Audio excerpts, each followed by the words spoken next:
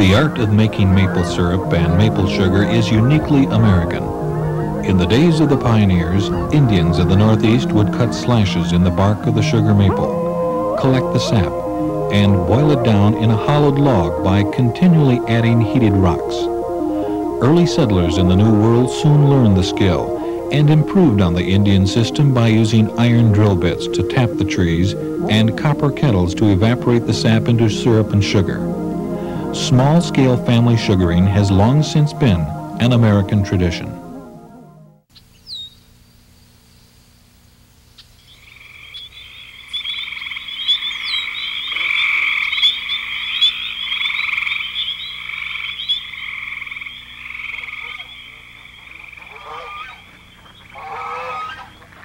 The sights and sounds of spring are welcome visitors to the Wisconsin landscape each year. As temperatures gradually rise, the ice and cold of winter begin to retreat. The natural world comes alive with activity as Wisconsin's plant and animal communities gear up for a new season of growth and prosperity. Many of nature's activities follow annual cycles. We look forward to the springtime migrations of waterfowl and other birds. At this time of year, most species of fish and wildlife are engaged in age-old courtship rituals. With the arrival of spring, a dormant world comes to life. There are many signs that remind us of spring's arrival. One of them is the tapping of the sugar maple tree. This is the time of year that the maple syrup producer gathers the necessary equipment and leaves for the sugar bush. The laborious job of collecting and making pure maple syrup has come again to the Wisconsin countryside.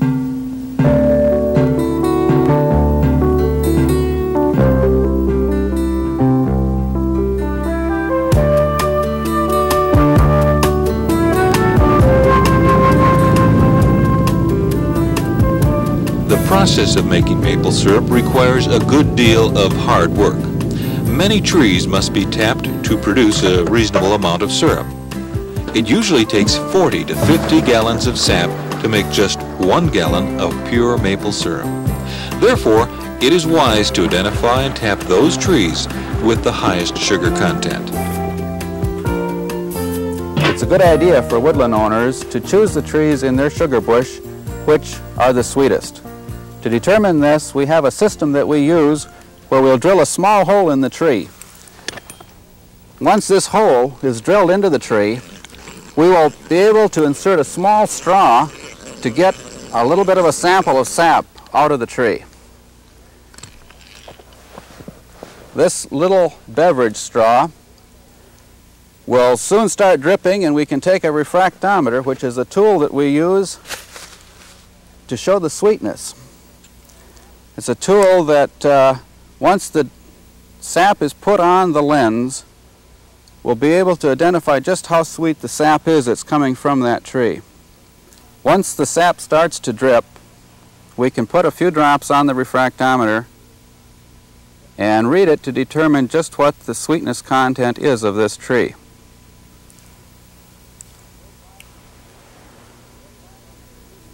And we're finding that the reading on this tree is about 3.1%, which is good. Range will be anywhere from 0.8% up to 6%. So this one is one we'd definitely like to keep into the sugar bush for the future.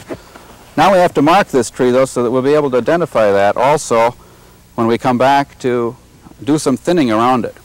So we'll put a mark on the tree telling what the sweetness was of that sap in the tree. And in this case, as we mentioned, it was 3.1%. You'd follow this procedure throughout your entire woodlot, identifying the sweetness of each individual young tree, and then pick the better ones that you would use for your future crop that you would be making your syrup from. All of the young sugar maple trees in the woodlot are checked and labeled using this procedure. Trees with the sweetest sap are allowed to grow for future use. The sugar or hard maple, however, is not the only tree which can be tapped for syrup production.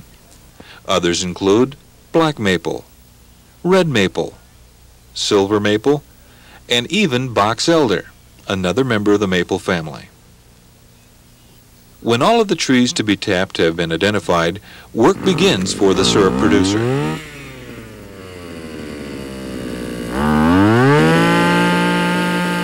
Sap can be harvested from the same trees year after year.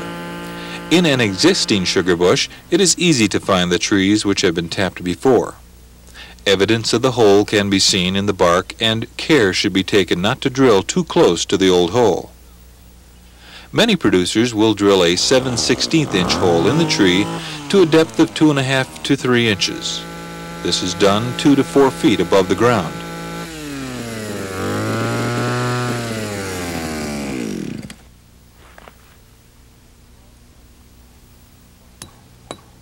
A small tap called the spile is then carefully driven into the tree.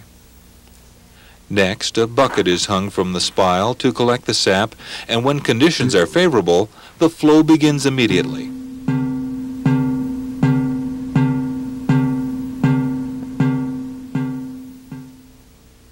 Covers are normally placed over the buckets to keep unwanted debris and water out of the sap. Large trees with diameters of 20 inches or more can support as many as 3 buckets.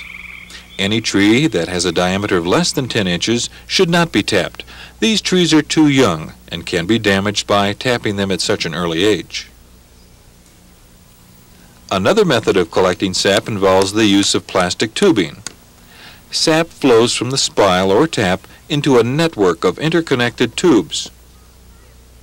A good slope is essential to allow the proper gravity flow to the collection tank. If the land has no dramatic contour, vacuum pumps can be used to pump the sap to the collection tank. Trees are marked to assure that the tubing system is set up the same way year after year. In place of the traditional bucket, some maple syrup producers are using plastic bags for collecting sap. When bags or buckets are used, however, there is only one way to get the sap into the collection tank. It's called good old-fashioned manual labor. The wind gets pretty cold. Yeah, we're going to freeze tonight. Take off the jacket, get pretty wet.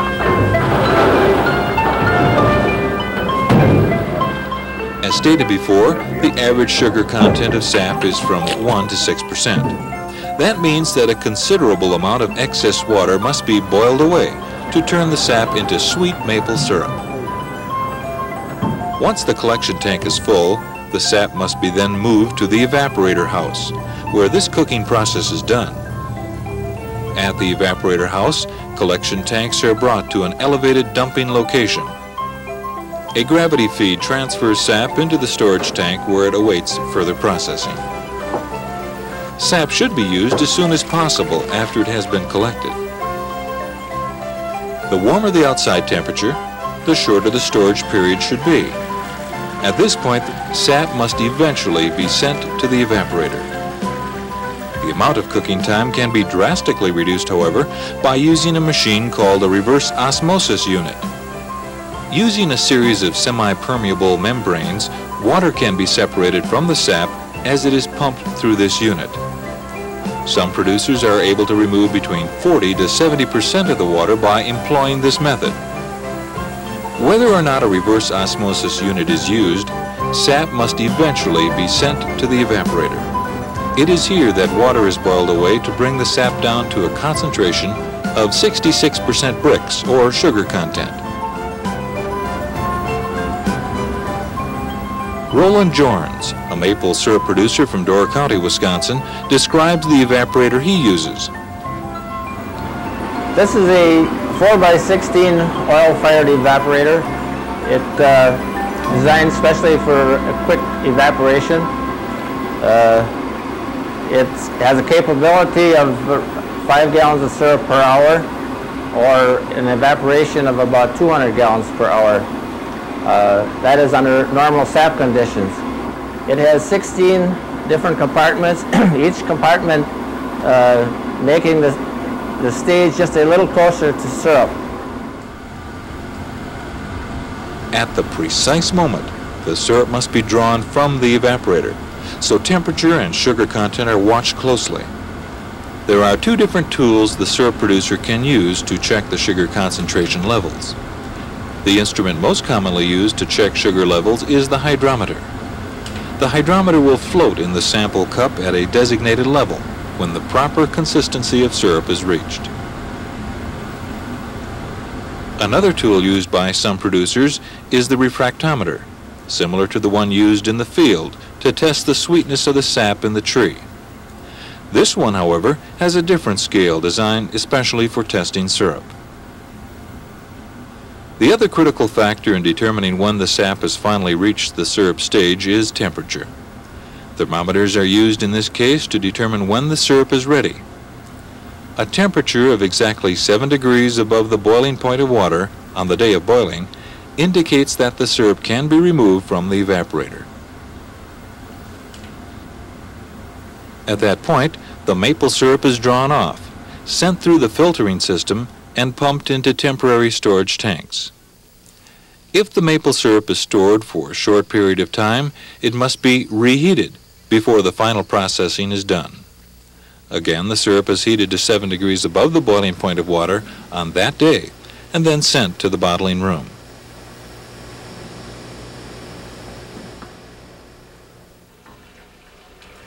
It is important to have a clean, attractive processing area. Maple syrup can be bottled in a variety of containers. Glass bottles are the most popular and have the longest shelf life. There are also some very attractive tin and plastic containers that can be used. The sight of clear, golden maple syrup is the end result of much hard work.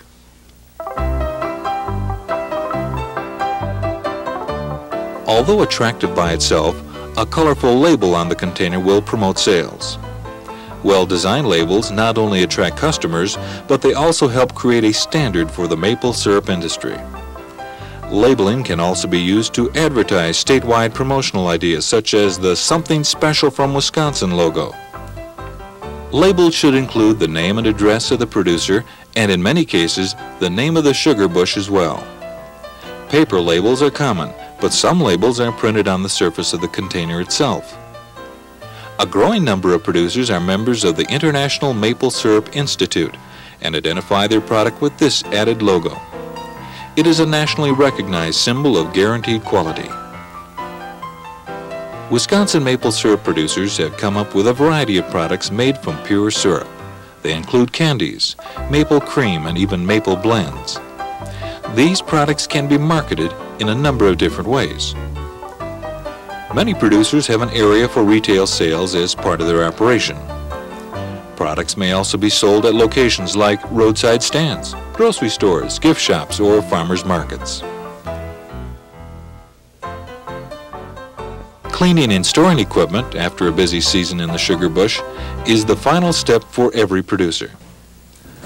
Though the work is hard and the hours long, maple syrup producers seem to love their work. For this season, the harvest is over. Now it's time to dream of next year when the sun once again warms the countryside in early spring and starts the natural process of sap movement in the sugar maple tree. Until then, we all get to enjoy this year's crop. Whether it's served over piping hot pancakes, cold vanilla ice cream, or made into sweet candy, pure maple syrup is truly something special from Wisconsin.